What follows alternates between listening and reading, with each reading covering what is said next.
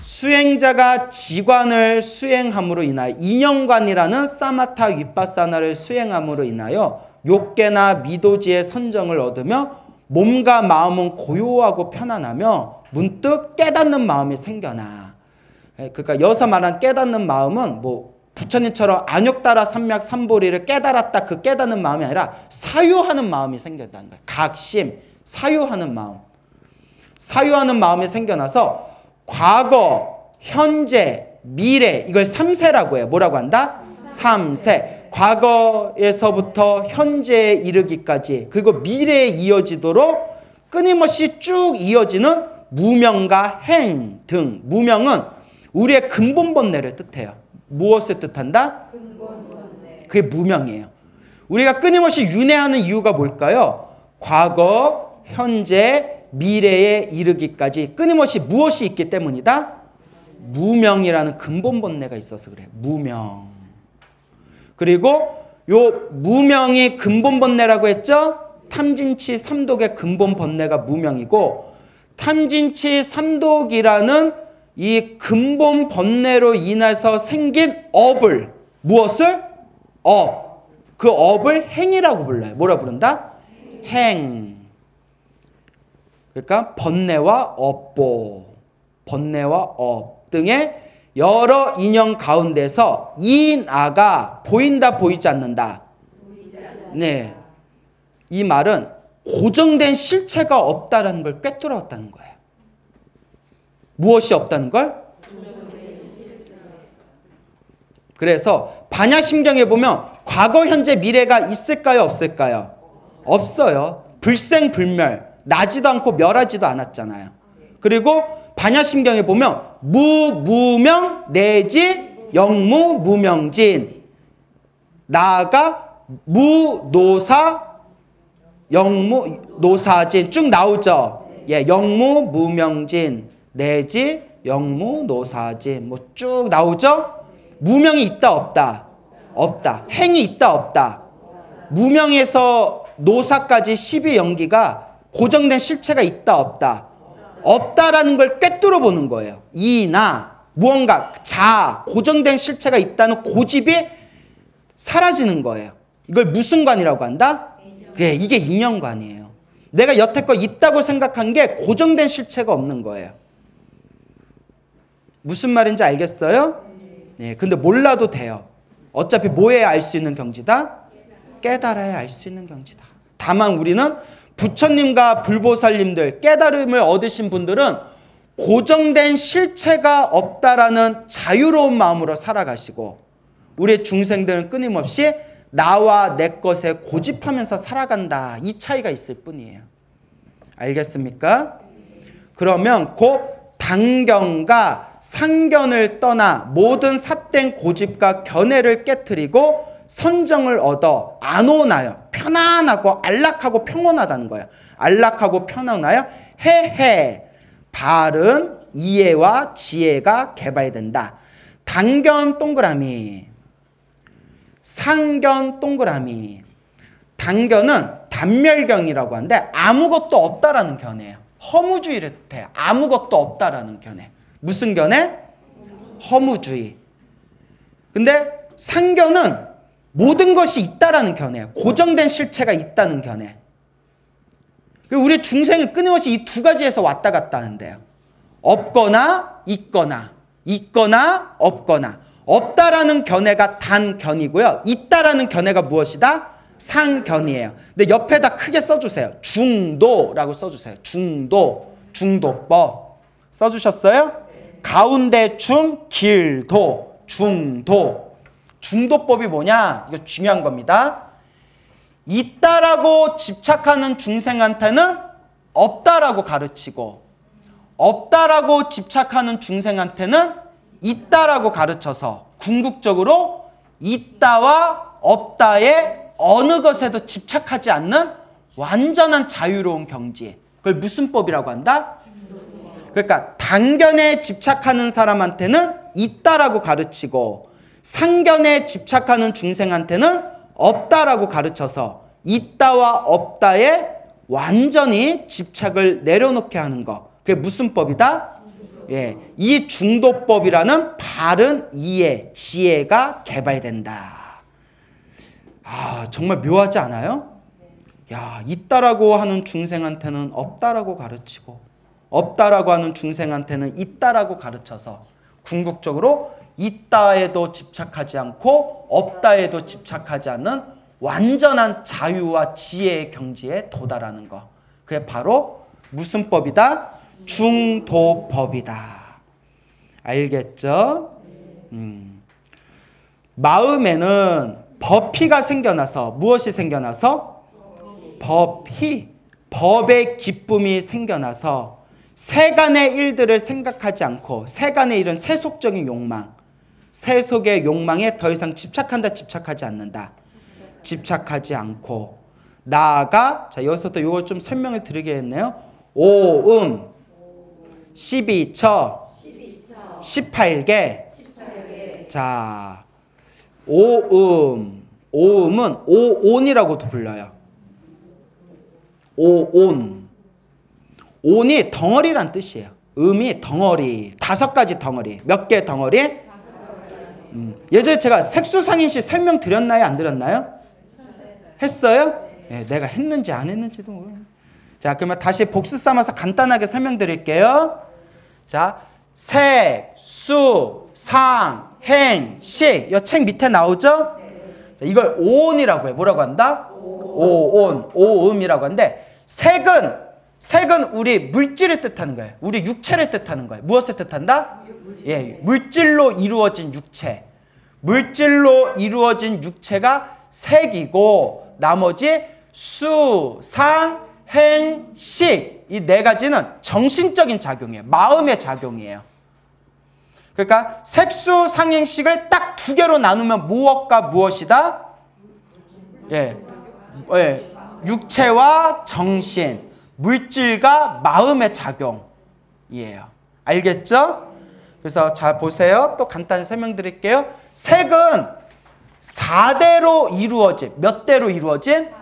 4대로 이루어진 물질로 구성되어진 몸뚱아리예요. 4대는 지, 수, 화, 풍. 몸의 딱딱한 부위가 지, 몸에 있는 수분이 수, 몸에 있는 따뜻한 기운이 화, 몸에 있는 움직이는 에너지들이 풍.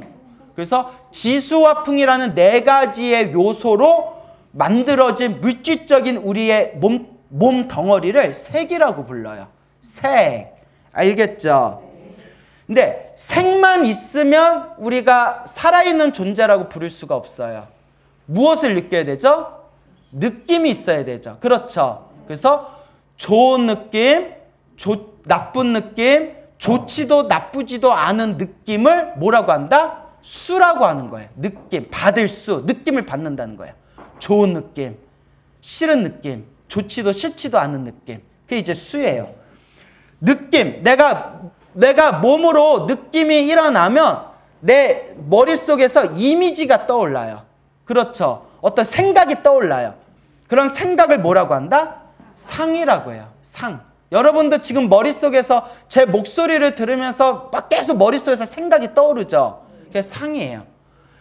생각이 떠올라서 이걸 할까 말까, 해야지 말아야지, 이렇게 해야지 저렇게 해야지 하는 미세한 무언가 의지작용. 그 의지작용을 뭐라고 한다? 행이라고 해요. 행. 그래서 움직일 행자를 쓰는 거예요. 마음이 움직이고 있다는 거예요. 행, 생각의 흐름. 그 생각의 흐름 속에 할까 말까는 의지작용. 행이, 그래서 요거 이제 공부하시는 스님들도 행이 참 어렵다고 하세요. 행이. 우리의 그 미세한 의지작용. 행이 참 어렵다. 그리고 이러한 모든 것들을 다 인지하고 인식하고 있는 기능을 뭐라고 한다? 식이라고 해요.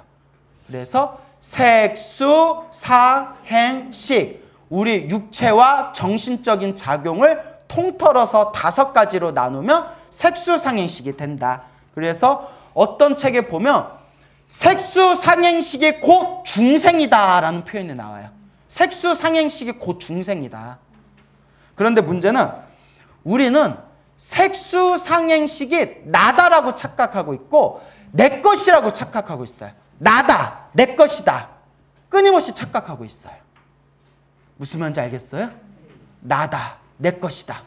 이 몸뚱아리가 나다, 내 것이다. 요 느낌이 나다, 내 것이다.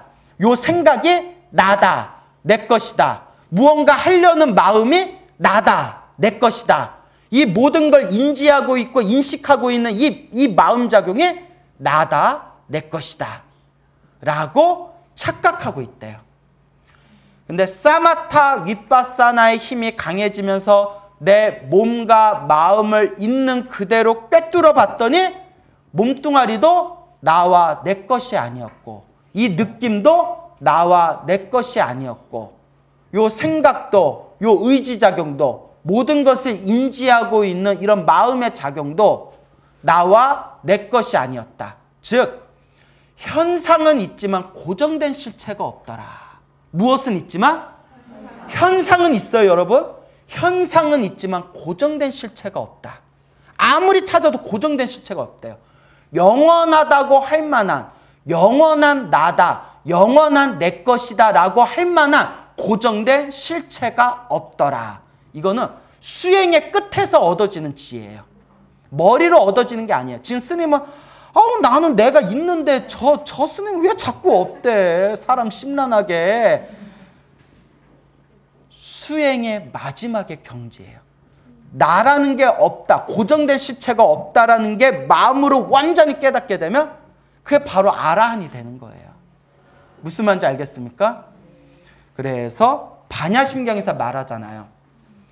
관자재보살이 깊은 반야바라밀다를 행할 때 오온이 색수상행식이 공하다고, 공을 뭐라고 해석하라고 했어요? 무집착이라고 했잖아요. 오온이 집착할 게 없다. 무집착이라고 조견, 비추어 바라보니 어떻게 되었다? 모든 고통에서 건너셨다. 무슨 말인지 알겠습니까? 그래서 오온은 나라고 할 만한 게 있다 없다? 나라고 할 만한 게 있어요. 나라고 할 만한 게 있다고 느껴지는 게 그게 무명의 작용이에요. 고정된 실체가 없고 영원한 게 없는데 자꾸 영원하고 고정된 실체가 있다고 착각을 일으키고 있는 그 도둑놈이 바로 무엇이다? 무명이에요. 무명. 그런 게 이제 원각경이나 능엄경에 쫙 나옵니다. 부처님 말씀이 기가 막혀요. 근데 희한해요. 똑같은 경전을 봤는데도 20년 전에 봤을 때랑 10년 전에 볼 때랑 지금 볼 때 또 느낌이 달라요. 그러면 또 10년 후에, 20년 후에, 30년 후에 보면 또 느낌이 어떠겠어요? 또 다르겠죠. 야, 그러니 평생 공부해도 가성비 대박인 게 부처님 말씀이에요. 소설책 10번만 봐봐. 진 빠져요. 그렇잖아요. 웬만하면 소설책 10번 못 봐요. 근데 부처님의 경전은 봐도 봐도 끝이 없더라. 자, 그래서 고정된 실체가 있다 없다. 그래서 현상은 있지만 뭐가 없다? 고정된 실체가 없다. 색수상행식이라는 작용은 있지만 그 안에 뭐는 없다? 실체가 없다. 그래서 인도에 있는 경전에서는 파초라는 표현이 나요. 무슨 표현? 파초. 파초가 뭐냐면 파초가 겉으로 보면 잎과 줄기가 무성하대요. 가까이서 보면 잎이 막 무성해서 안에 뭐가 있는 것 같은데 안을 쪼개보면 안이 어떻더라? 텅 비어있대요. 색수상행식도 우리가 보면 뭔가 있는 것 같은데 파초를 자르듯이 사마타 윗바사나로 우리의 색수상행식을 꿰뚫어 봤더니 뭐가 있더라 없더라? 뭐가 있다고 할 만한 고정되어진 실체가 있지를 않더라. 그래서 불교 수행을 잘못하면 허무주의에 빠집니다. 무슨 주의? 불교를 허무주의로 이해하는 사람이 있으면 무조건 불교 공부 잘못한 거예요. 그건 업장이 두꺼워서 그래요. 무엇이 두꺼워서? 불교 공부를 제대로 하면 할수록 마음이 자유로워져요. 허무주의와 염세주의가 아니라 마음이 더 자유로워지고 다른 사람에게도 내가 얻은 자유를 얻게 하고 싶어요. 그게 법에 대한 자비심이에요. 알겠습니까? 여러분은 그러면 지금 불교 공부를 잘하고 있는 것 같아요? 못하고 있는 것 같아요? 자기 입으로? 그래요. 좋은 현상이네요. 그래요. 자, 이제 오온이 무슨 뜻인지 대충 알겠죠? 그 이제 반야심경 읽으면 느낌이 뭔가 틀리겠죠? 예? 공중, 무색, 무수, 상행식. 공 가운데, 부처님의 무집차, 공의 깨달음 가운데는 색도 없고 수상행식도 없구나. 없다는 게 완전히 없다는 게 아니라 뭐 할 게 없구나? 집착할 만한 고정된 실체가 없구나. 그러니까 벌써 반야심경 읽을 때 느낌이 달라지죠. 12처 나와요? 육근 있죠?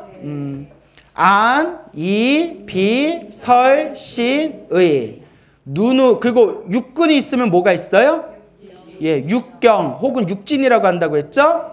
그게 뭐죠? 색, 성, 향, 미초법. 그래서 눈으로 보는 것을 색이라 하고, 귀로 들리는 것을 성이라 하고, 코로 냄새 맡아지는 것을 향이라 하고, 혀로 맛보아지는 것을 미라고 하고, 몸으로 느껴지는 것을 촉이라 하고, 생각으로 이렇게 인지되어지는 모든 형상, 존재를 법이라고 한다. 그래서 육근과 육지는 서로 배대된다고 했죠? 그대로 화살표가 그대로 이제 하나하나 그어집니다. 서로가 호응하고 상응하는 겁니다. 그래서 육근과 육경을 합치면 6 더하기 6은 뭐예요? 그렇죠. 그래서 무슨 처? 12처. 맞습니까? 그 다음에 이제 18개 나오죠? 하나도 어렵지 않죠? 눈으로 색을 보려면 무슨 식이 있어야 된다? 안식. 귀로 소리를 들으려면 이식. 비로 코로 냄새 맡으려면 비식. 혓바닥으로 설식. 몸으로 신식. 생각으로 의식. 이걸 12처에다 이 안식, 이식, 비식, 설식, 신식, 의식 6가지를 더하면 무슨 개? 자, 그래서 5온, 12처, 18개 동그라미 하셨어요? 네. 예. 자, 그래서 이 3가지가 굉장히 중요한 거예요. 알겠죠? 자, 이 3가지를 잘 이해를 하셔야 됩니다. 그래서 이걸 5온, 12처, 18개 이 3가지를 개, 입이라고 부른대요. 뭐라 부른다? 개, 입. 음은 오음을 뜻하고요. 그렇죠? 오음이고요. 개는 뭐겠어요? 18개죠. 입은 뭐겠어요? 12입처, 12처입이라고 부르거든요. 12입처. 그래서 12처를 뜻하는 거예요. 알겠습니까? 그런 게 있다고 알아두시면 돼요. 그래서 5온과 12처와 18개가 자, 이 3가지가 이 3가지를 다 통틀어서 법계라고 해요. 다른 말도 법계. 예, 여러분 자주 이제 우리가 공부하게 되는 법계. 잘 보세요. 5온, 12처, 18개가 잘 보세요. 나와 남을 포함한 모든 존재의 세계라는 거예요. 나와 남을 포함한 모든 존재의 세계를 뭐라고 한다? 법계라고 해요. 그리고 그 법계가 운영되어지는, 그 법계가 움직이는 가장 그 움직이는 가장 핵심이 되는 근본 원리를 법성이라고 하는 거예요. 법성. 법계의 성품, 법성. 물은 젖는 성질이 있고, 뭔지 알죠? 불은 타는 성질이 있고, 땅은 딱딱한 성질이 있고, 바람은 움직이는 성질이 있듯이 법계는 법계만의 성질이 있어요. 그걸 뭐라고 한다? 법성. 그럼 법성의 성질이 어떠냐? 이야, 법성, 원흉, 무이상 하면서 법성은 이런 것이다. 이 우주의 근본 원리는 이런 것이다 해서 첫마디에 법성, 원흉, 무이상 하면서 쫙 제법부동 본래적하면서 쫙 펼쳐지는 이 우주 법계, 우주 존재의 원리를 노래하고 있는 게 그 유명한 의상조사 법성계예요. 알겠습니까? 그래서 제가 항상 하는 얘기가 있어요. 예전에 중국의 어느 유명한 선비가, 책을 좋아하던 선비가 부처님의 경전을 읽더니 이런 얘기를 했대요. 아, 불경을 읽은 뒤로 세상에 찌꺼기 같은 책들을 더 이상 읽을 수가 없구나 라는 말을 남겼습니다. 부처님의 경전을 본 순간 다른 책들이 들어온다 안 들어온다? 실은 제가 고백할 게 있어요. 제가 실은 한때 무협지 작가가 꿈이었어요. 내가 그렇게 무협지를 좋아하고 소설책을 좋아했는데, 지금도 재밌어요. 지금도 재밌어요. 재밌는데 뭘 보고 나서는, 부처님의 가르침을 보고 나서는 어떤 영화도, 어떤 만화도, 어떤 책도 이 부처님과 가르침과 같은 머리로 느껴지는 재미는 아직도 있지만 내면에서 울려오는 이 감동은 부처님 경전 말고는 얻을 수가 있더라 없더라? 없더라. 근데 요새 하나가 대성됐어요. 하나가. 공부를 열심히 하고자 하는 여러분들의 눈빛을 볼 때 그런 감동이 또 한 번 올라오더라. 무슨 말인지 알겠죠? 참 이 법성계도 가만히 앉아서 음미하면 기가 막혀요. 법성계가. 자, 근데 희한해요. 20년 전에 출가했을 때 스님들이 법성계 무조건 외우라고 해서 외웠거든요. 법성계 20년 전에 외웠을 때는 뭔 얘기인지 모르겠고 재미가 하나도 없는 거예요. 법성원유 무이상 제법부동 본래적 무명무상 절일체. 뭐야. 10년이 지나니까 내용이 좋은 것 같아요. 20년이 지나니까 막 감동이 밀려와요. 그러니까 이거예요. 이제 내가 한문을 이제 좀 보니까 도대체 이런 문장을 어떻게 지어냈을까? 역대 학자들이 그래요. 한 글자도 뺄 게 없대요. 한 글자도 보탤 게 없고 한 글자도 뺄 게 없대요. 늘 것도 없죠. 더 이상 글 잘 쓰는 분들이 그런 얘기예요. 글쓰기 특강 있죠? 화려한 미사오글을 길게 붙이는 거는 못난 글이래요. 그는 제비족들이나 하는 글이래요. 예? 오늘 떨어지는 빗방울을 보면서 그 영롱한 빗방울 속에 우리 사모님의 눈빛을 느꼈습니다. 뭐 이러면서 이런 미사오글은 속스럽다는 거예요. 속스럽다. 그냥 기름기까지 쭉 뺀 거 있잖아요. 군더더기 없이 기름기까지 쭉 뺀 글, 단순하고 소박한 글이 평생 남는 글이 된대요. 법성계가 그렇대요. 기름기까지 쭉 뺀 알맹이만 있는 글이라는 거예요. 알맹이만 있는 문장. 그래서 법성계도 정말 기가 막히다. 그러니까 여러분도 법성계 다 외우세요? 아니요, 하지 말고 외울게요 라고 하세요. 알겠죠? 예. 반야심경을 외우세요? 네. 대답 안 하는 분들 계셔? 반야심경은 기본으로 외워야 되죠? 네. 자, 그렇더라. 자, 그래서 5온 12처 18개 보셨죠? 네. 예, 그래서 이와 같은 이것을 2년간에 무엇이 생기는 모양이라고 한다? 성근이 일어나는 모양이라고 한다. 그러니까 반야심경을 음미하는 것 자체가 2년간을 닦고 있는 거예요. 알겠습니까? 예, 대승의 2년간이죠. 190페이지. 자, 업장이 많은 중생은 무슨 관을 닦아라? 연불관을 닦아라. 그래서 우리 대승경전 대집경이라는 경전이 있어요. 무슨 경? 대집경이라는 경전에 보면 오탁, 악세, 말법 중생들은 오탁, 악세, 이 말법 시대, 겁탁, 견탁, 번뇌탁, 중생탁, 명탁 해서 중생과 중생들이 살아가는 이 모든 세상이 탁한 이 시대에는 중생들의 업장이 너무 두꺼워서 사마타 윗바사나를 닦아서는 해탈하기가 힘들대요. 사실 여러분들도 우리 명상 수행할 때 좀 느끼시죠?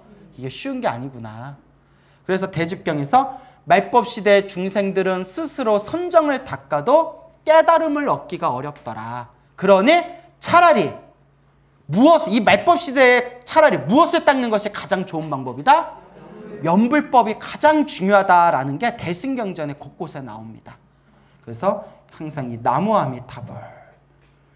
이 나무 아미타불 연불이야말로 가장 뛰어난 말법시대 수행이다라고 나오고요. 제가 항상 또 말씀드리지만 관세음보살을 부르든 지장보살을 부르든 결국 다 어떻게 된다? 하나로 통하게 된다. 하지만 모든 연불의 왕은 무슨 연불이다? 나무 아미타불 연불이다라는 또 선지식들의 말씀이 많습니다. 그래서 여러분들이 꼭 공부했으면 하는 경전이 정토 삼부경이라고 있어요. 무슨 경? 아미타경, 무량수경, 관무량수경 해서 정토 삼부경이 있는데 다 합쳐도 법화경보다 양이 적어요. 다 합쳐도 법화경보다 양이 적은데 그 경전을 보면 막 감동이 느껴져요. 예전에 저도 이제 철이 드나 봐요. 예전에 정토 삼부경을 봤을 때는 보고 책을 덮었어요. 너무 과하다. 너무 뻥이다. 아무리 못된 짓을 저지른 사람도 죽기 전에 아미타 부처를 부르면 아미타 부처를 극락세계로 데려가겠대요. 아무리 땡중으로 살아도 죽기 전에 지극한 마음으로 아미타 부처를 부르면 아미타 부처를 데려가겠대요. 근데 뭐라고 했냐면 그럼 뭐하러 참선해? 뭐하러 명상을 해? 뭐하러 삼천배 연불하면 되지. 지금 보면 가슴이 먹먹해요. 이게 부처님의 자비구나. 한 명의 중생조차도 우리들이 손가락질하고 침을 뱉는 우리들이 지옥에 떨어졌으면 하는 그런 흉악한 사람 한 명조차도 놓치지 않으려는 부처님의 자비심이구나. 그래서 정토삼부경을 한번 꼭 읽어보시기 바랍니다. 알겠죠? 그래서 기회가 되면 우리가 그것도 한번 공부해 봅시다. 네. 할 게 너무 많다고 생각되잖아요. 어느 보살님이 아유 스님 경전 다 듣기 전에 내가 먼저 가겠구려. 예? 자 그래서 부처님 경전이 참 뛰어나요. 근데 이 정토삼부경이 예전에는 마음에 안 와닿는데 저도 이제 나이가 드는지 너무나 막 사무치게 와요. 예, 그래서 한 명의 중생도 한 명의 악한 놈조차도 악한 사람조차도 놓치지 않으려는 이 위대한 부처님의 자비심을 정토삼부경에서 느낄 수가 있습니다. 예, 그리고 또 약간 이런 마음이 있어요. 정토삼부경이 모든 중생을 제도하고자 원력을 세우잖아요. 그러니까 이런 마음이 있어요. 제가 이런 얘기하면 여러분들은 또 이제 뭘 그렇게까지 얘기하시나 생각할 수도 있겠지만 저는 이제 제 자신이 너무 부족하다고 생각하거든요. 그러니까 왠지 제 마음 한구석에 제가 좀 본래 성품이 되게 겸허해요. 그래서 제 마음 한구석에 내가 이대로 죽으면 나 다음 생에 나쁜 곳에 태어날 것 같은 느낌이 드는 거예요. 예? 그래서 그래도 내가 무엇을 의지하면 부처님, 정토삼부경 이 부처님의 가르침 정토삼부경대로 내가 의지하면 그래도 어디는 안 떨어질 것 같다? 지옥에는 안 떨어질 것 같다. 지옥하기 축생은 안 떨어질 것 같다라는 왠지 그런 위안감 있잖아요. 그러니까 이런 얘기예요. 제가 이렇게 법문을 많이 하다 보니까 이제 많은 제 매니아 팬들이 스님 저는 하루하루 스님 법문으로 위안을 삼아요. 이런 분들이 있어요. 내 입으로 얘기해서 미안해요. 예? 근데 저는 누구를 통해서 위안을 얻는다? 부처님의 경전을 통해서 왠지 위안을 얻습니다. 그래서 여러분들도 그런 분들 계시죠? 여러분들도 이 부처님의 경전으로 흠뻑 위안을 받으셨으면 좋겠습니다. 알겠죠? 네. 자, 시간 관계상 오늘은 여기서 마치겠습니다.